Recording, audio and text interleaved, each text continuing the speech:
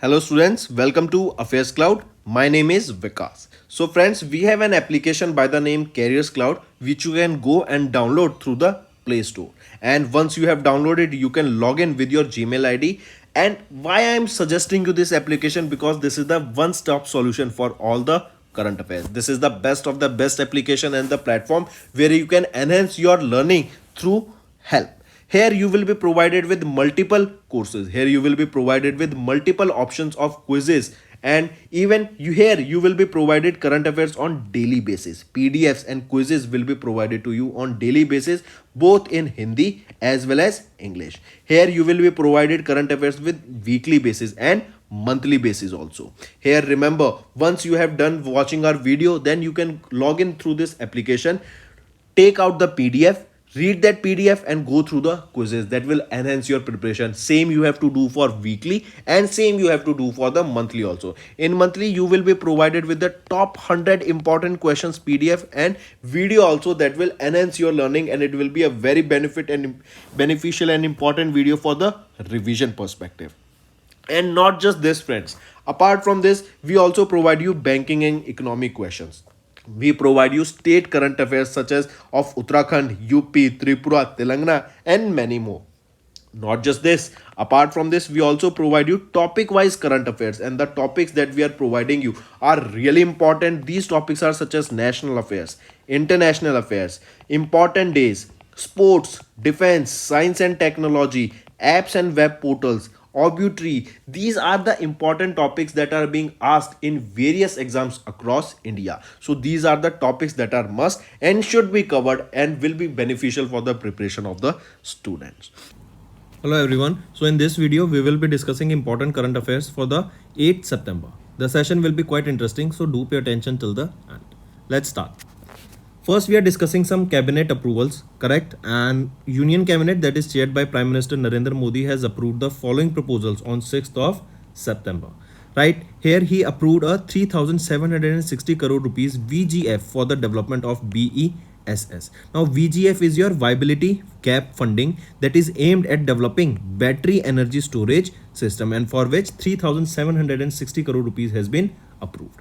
Next is he also approved, or this cabinet has approved, the additional collection of rupees 1,164.53 crore rupees for IDS in 2027 in Himachal Pradesh and Uttarakhand. Now what is this IDS and what is this? IDS is your industrial development scheme, correct? In order to develop industries, in order to set up manufacturing plants in Himachal Pradesh and Uttarakhand, 1,164.53 crore rupees were recently approved by the cabinet.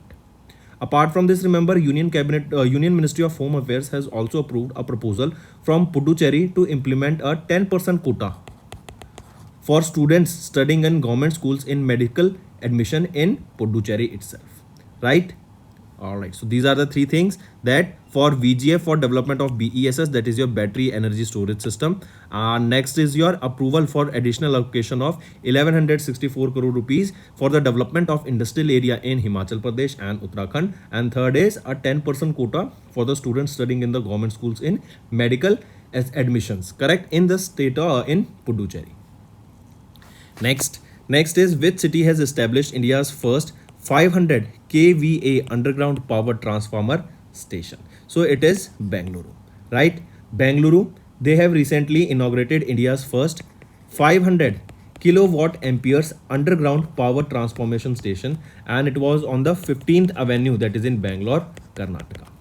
Here electricity related works are done by BESCOM and civil works by BBMP, correct?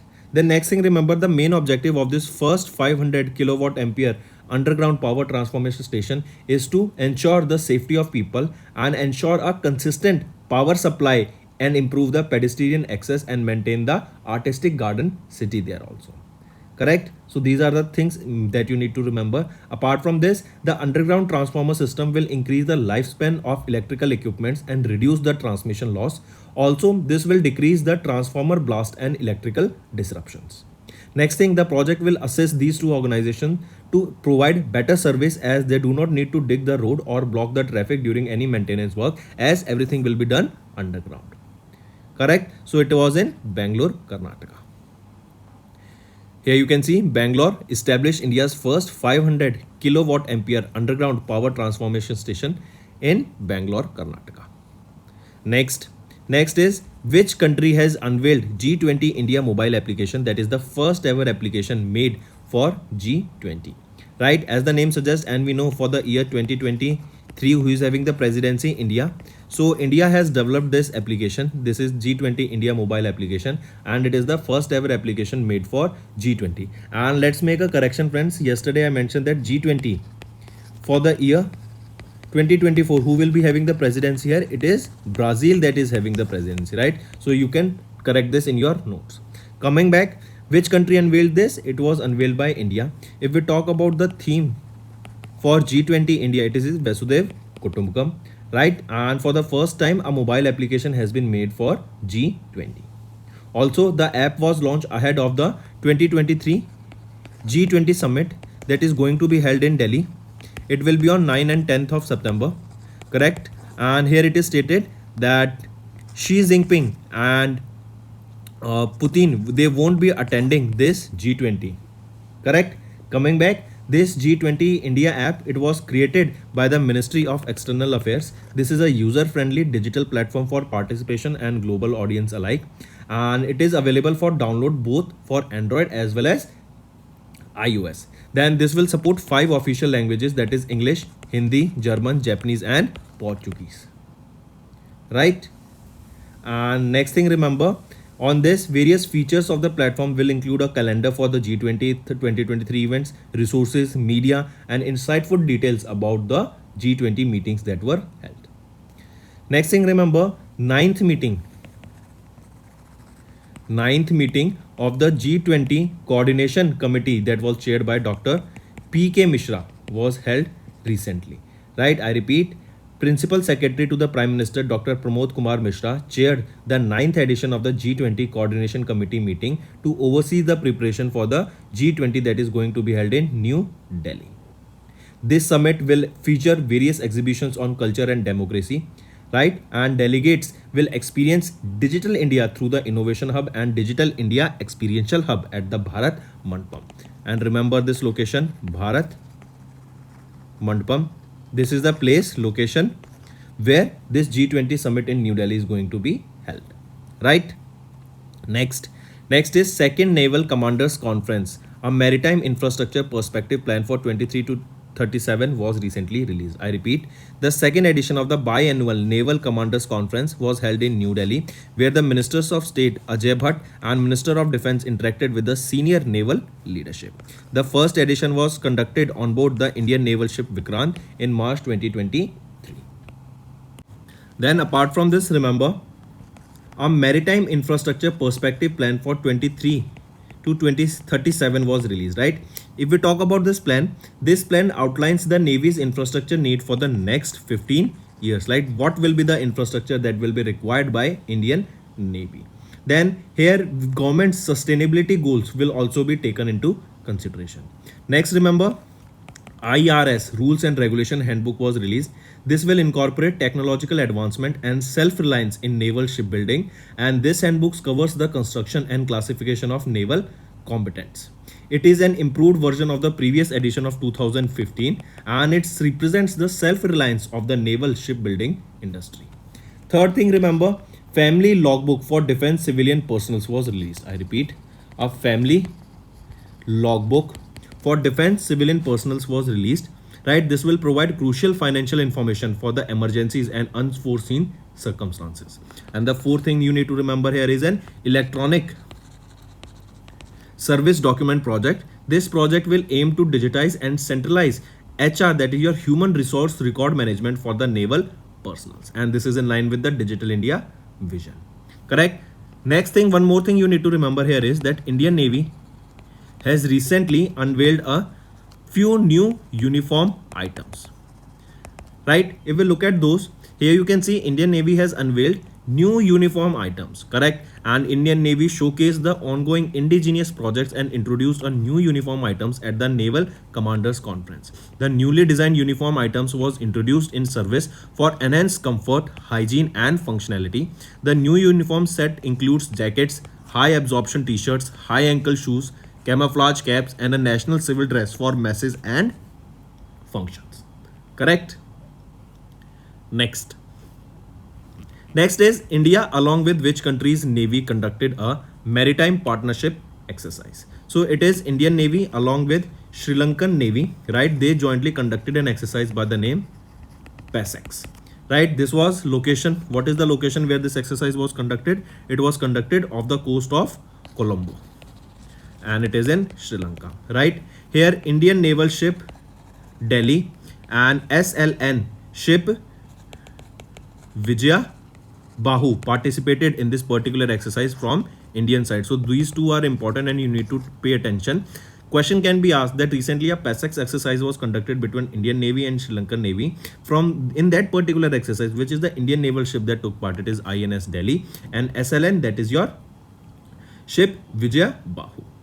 Correct? This was a 2-day long exercise and it was from 1st till 3rd of September. Next. Then one more thing here you need to remember. Recently there is a project Bhishma. What is this project Bhishma? This is Bharat Health Initiative for Sahyog, Hita and Maitri. I repeat, what is project Bhishma? And that is the world's first disaster hospital developed under the project Bhim, that is Arogya Maitri Cube. Right? Arogya Maitri Cube is the world's first disaster project developed, that is under project Bhishma, and here Bhishma stands for Bharat Health Initiative for Sahyog, Hita and Maitri. Moving on. So right option here become India and Sri Lankan Navy conducted this PASEX exercise and the location here was Colombo, Sri Lanka. Moving on, international affairs. Recently, Indian and Sri Lankan Navy conducted a maritime partnership exercise. That is, Indian Navy and Sri Lankan Navy jointly conducted this PASEX exercise and it was in Colombo, Sri Lanka, and it was INS Delhi and SLN ship Vijay Bahu that participated in this exercise. Next is your banking and finance. Recently, Asian Development Bank, right, according to their trade finance gaps, growth and jobs survey, this is the report, this is the 8th edition of the report, the global trade finance gap rose to $2.5 trillion in 2022, right? In 2022, the global trade finance gap expanded to $2.5 trillion, right? 10% of the global merchandise trade from $1.7 trillion in 2020 to $2.5 trillion in 2022. Correct? And this trade finance gap was how much? It was around $1.5 trillion in 2018. In 2020, $1.7 trillion, and in 2022, $2.5 trillion. Right? This, what does this indicates? Right? This indicates that the global economy is still struggling to rebound from the effects of the COVID-19. Right? We are still seeing the supply chain gaps, right? Disruptions in them. The war is still going on. Then many countries are getting bankrupt. Not countries. Let me tell you about Birmingham. It is one of the second largest city of United Kingdom, right? And they have declared themselves bankrupt. Right? A very important news that you should pay attention to, right? Multiple countries like UK, even USA, then Canada, Germany, these all countries are facing heavy recession concerns in future.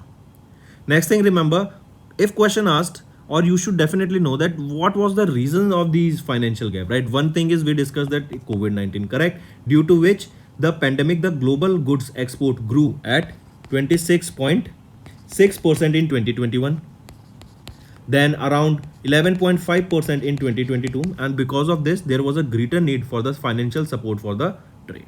Various problems starts arising, like the rising of the interest rate. We see that the Fed is rising the interest rates continuously, right? And because of that we are seeing a very disruption that is going on, correct? Because of this there was a greater need for the financial support for the trade, and we are seeing that high inflation, geopolitical volatility, right? And the Asian Development Bank's lending capacity has also been reduced because of this. Apart from this, Russia war conflict that is going on, it has also impacted the trade finance portfolios. Apart from this, a zero growth rate during the last quarter of 2022 as of was there, right? And that shows a decline of around 3% here. Now what can be done to overcome all this situation? First of all, digitization of the global trade can reduce the gap. Next thing, there are no proper guidelines to electronics documentation and legislation regarding the electronic trade document. And to enhance the trade financing capacities, specific credit procedures, deeper tier supply chain, and attracting new capital resources will be beneficial here. Correct? So take a note, Asian Development Bank survey stated that the global trade finance gap has expanded to $2.5 trillion in 2022. If we talk about Asian Development Bank, who is the president here? Masatsugu Asakawa. Headquarter is in Manila, Philippines, and it was established in 1966. And how many member countries are there? 68 member countries in Asian Development Bank. And if we talk about BRICS, how many new more countries will be joining here? So 6 new countries will be becoming member of the Asian Development Bank. Next, highlight of the 54th AGM of REC Limited committed to increase the green project loan portfolio to 3 lakh crore by 2030. I repeat, the 5th annual general meeting of REC Limited, that is Rural Electrification Corporation Limited, was held. It was held via video conferencing and it was chaired by Chairman and Managing Director Vivek Kumar Devangan. Here REC Limited committed to increase their green project loan portfolio to 3 lakh crore rupees by 2030, representing more than a 10-fold increase. Correct? Here REC Limited, they have raised 1.15 billion in August 2023 and it was in 2 tranches from 6 banks. Correct? Coming back, REC Limited, they secured the first ever foreign currency loan term of $100 million from Exim Bank of India also. Correct? So coming back here, 5th annual general meeting of REC Limited was held, right? Here it is 54th annual general meeting of REC Limited was held recently and it was held via video conferencing, chaired by Chairman and Managing Director Vivek Kumar Devganji, and they recently increased their green project loan portfolio to 3 lakh crore rupees till 2030. And apart from this, they have raised $1.15 billion in August 2023, and apart from this, they have also secured the first ever foreign currency term loan of $100 million from the Exim Bank of India. Next, SEBI has approved which mutual fund to launch their first index fund. Remember, it is your Grow mutual fund. Grow, it is an platform where you can buy and sell your equities, you can invest in mutual funds, etc. It is similar to that of Zerodha, right? So SEBI has recently given the approval to online stock broking firm, that is Grow Mutual Fund, to launch their first index fund, right? And they have launched their first index fund, that is a passive mutual fund. This will replicate a market index like the Nifty or Sensex, and it will be launched by the end of this month, that is September. The NFO will be raised through a new, or the fund here will be raised through a new fund offering. This launched fund, index fund, is a passive mutual fund which we discussed, right? And what is NFO? An asset management company, they have launched a new mutual fund that can raise capital through a NFO, that is similar to an IPO only, that is your initial public offering. NFOs provide details of the portfolio including company shares, securities, funds, managers, etc. Right? Next thing, remember Zerodha. We discussed Zerodha is also a similar kind of platform, right? Zerodha Asset Management Limited, they have launched 2 schemes recently, that is your Zerodha Tax Saver, that is your ELSS, and Nifty Large Midcap 250 Index Fund, and next is your Zerodha Nifty Large Midcap 250 Index Fund was also launched here. What is this ELS? ELS is basically your tax saving, and here the money is fixed for almost 3 years. You cannot, once you have deposited the money in this fund, you cannot withdraw the money for the next 3 years, right? Next, here you can see SEBI has approved Grow Mutual Fund to launch their first index fund.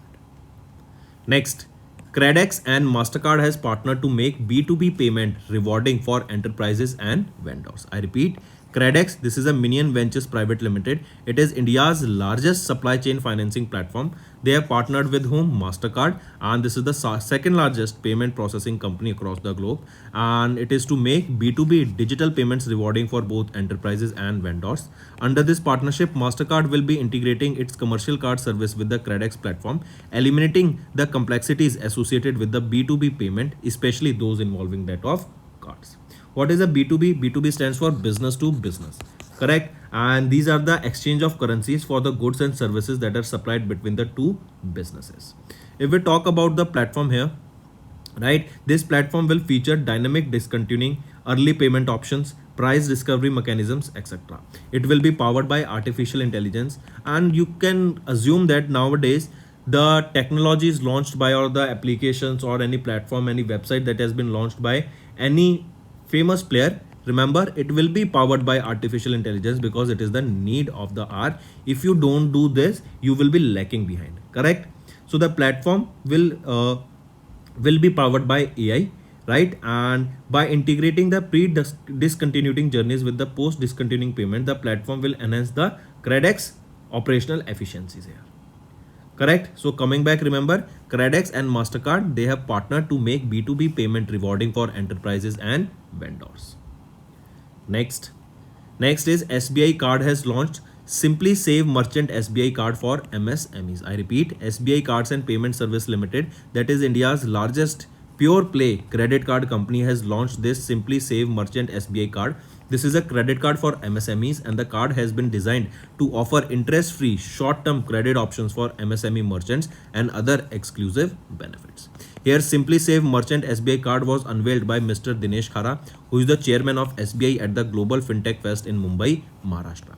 This card will address the need for easy and timely access to formal credit by providing interest-free short-term credit to MSMEs. The card is available on the RuPay network and can also be linked to the UPI for payments through various UPI-enabled third-party applications. Correct? Next is your JAXA. JAXA is the Japanese or Japan Aerospace Exploration Agency. What is this? Japan Aerospace Exploration Agency, right? They, alongside with Mitsubishi Heavy Industries Limited, that is your MHI, correct, they have launched HIIA, right, launch vehicle number 47. This will carry out X-ray astronomical satellite, X-ray imaging and spectrometry mission, that is your XRISM and SLIM, correct? So they have launched X-ray astronomical satellite XRISM and your lunar lander SLIM. What does this XRISM stands for, and what is this? This is a X-ray imaging and spectroscopy mission, correct? It is a joint project of JAXA and NASA along with European Space Agency. This satellite aims to observe plasma winds flowing through the universe that will help in understanding the evolution of stars and galaxies, right? And if we talk about SLIM, that is SLIM, this is a lunar lander which is dubbed as the moon sniper, correct? It is a small spacecraft that is just 2.4 meters, correct? And remember, $100 million mission is expected to start the landing by February 2024 after a long fuel efficient approach trajectory. Apart from this, why this is important, because we know that recently India, it became the fourth country to soft land on the moon and the first country to land on the south pole of near the south pole of the moon, correct? And with this mission, Japan is yet to become the fifth country to soft land on the moon, or they are trying to become the fifth country to soft land on the moon, right? Next is, when do we observe International Day of Cleaner for Blue Skies? All right, that is clean air for blue sky. So when do we observe this? Remember, the International Day, UN International Day of Clean Air for Blue Skies, also known as World Clean Air Day. When do we observe this day? It is observed on 7th of September, and it is to raise awareness about the importance of clean air for a sustainable future. This year, it marks the 4th annual observance of this International Day of Clean Air for Blue Skies, and there is a theme that you need to remember for the same, that is Together for Clean Air. I repeat, what is the theme here? That is Together for Clean Air. As it is the 4th edition, so we can say that in 2020, we observed the first ever edition of the International Day of the Clean Air for Blue Skies. Next is important day, and we just saw on 7th September, International Day of Clean Air for Blue Skies.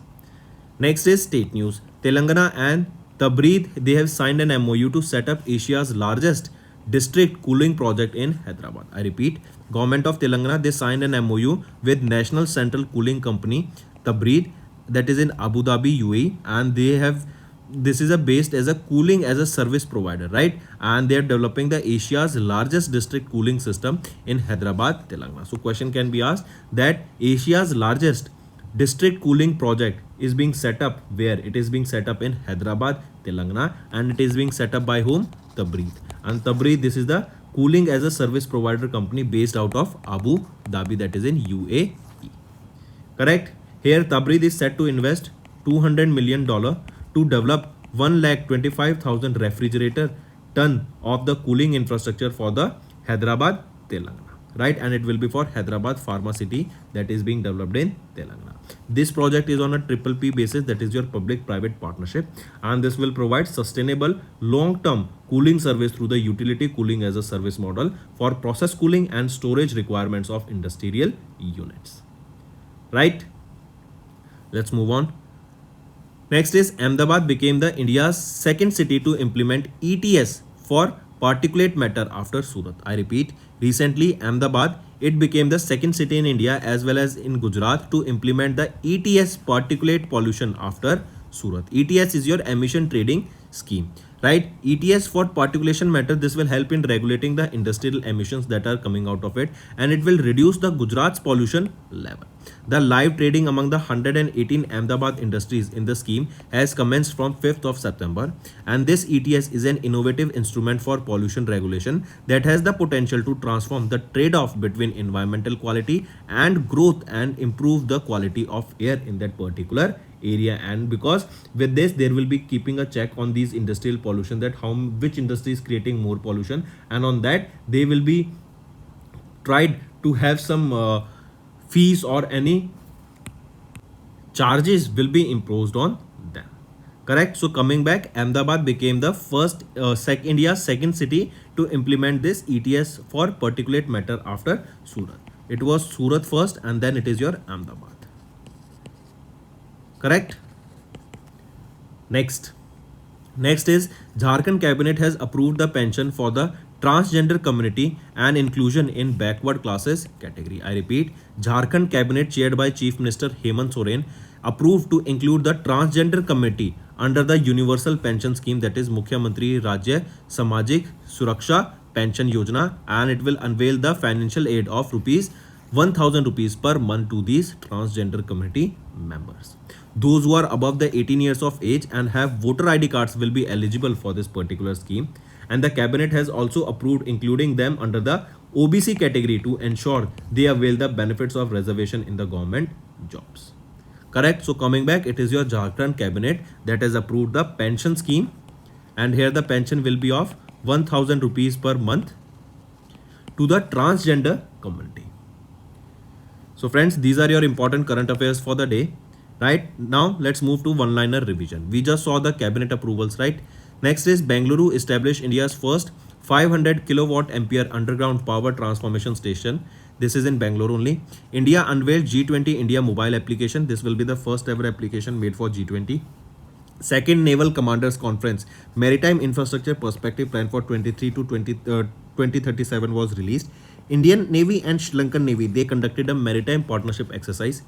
Asian Development Bank survey was held and it stated that the global trade finance gap has expanded to $2.5 trillion in 2022.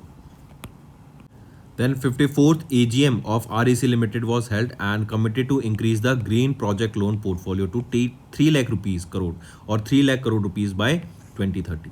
Then SEBI has approved Grow Mutual Fund to launch its first index fund. Credex and MasterCard has partnered to make B2B payment rewarding for enterprises and vendors. SBI Card has launched Simply Save Merchant SBI Card for MSMEs. So friends, next is JAXA. JAXA and MHI, they have launched X-ray Astronomical Satellite, that is XRISM, and Lunar Lander, that is SLIM. NASA International Day of Clean Air for Blue Skies is observed on 7 September. Telangana and Tabreed, they signed an MOU to set up Asia's largest district cooling project in Hyderabad. Next is Ahmedabad. It became the India's second city to implement ETS for particulate matter, and first was your Surat. Next, Jharkhand cabinet has approved a pension for the transgender community and inclusion in the backward class category. So these are your important current affairs for the day, friends. Next is your homework section. First, Umiam Lake, which was seen in the news, is located in which state? Second, the Indian Army's new headquarters, Thal Sena Bhavan, is to come up in which state or UT? Third, National Conference on KCC for Fisheries is organized in which city? So these are your three homework questions, friends, and I want to see maximum participation of the students in these homework questions. Right? Apart from this, if you find the session to be interesting, do like the video and comment below and let us know what are your views for the same. Doing this will motivate me to make better content for in the long run.